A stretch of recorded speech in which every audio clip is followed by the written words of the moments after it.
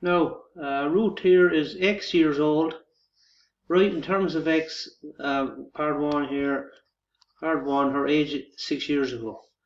Well, it's just going to be X, that's today's age, but 6 years ago she's going to be X minus 6. Right, so that's her answer there for part 1. Part 2, her age in 12 years' time, it's just going to be today's age, which is X years plus 12. That's your answer there. In 12 years' time, Ruth will be 3 times as old as she was 6 years ago.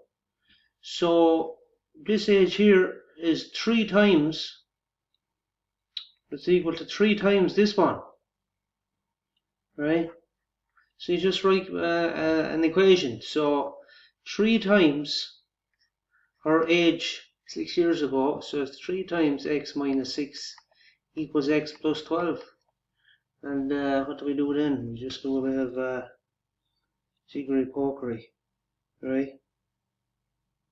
Find Ruth's age now, and that's going to be X. So that's multiplying the 3 there, we get 3X minus 18 equals X plus 12. Add X to both, or subtract X from both sides. So I'm going to continue over here. So we take away X from both sides and you end up with 2X minus 18 equals 12. And now I'm going to add 18 to both sides.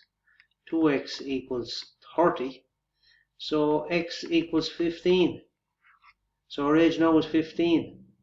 And we can make sure that works. Like say if you're 15, her age 6 years ago then will be 9. And in 12 years time her age will be 27. And 27 is 3 times 9. So I think that's right. What's her age now? The answer is Ruth is 15 years old. That's it.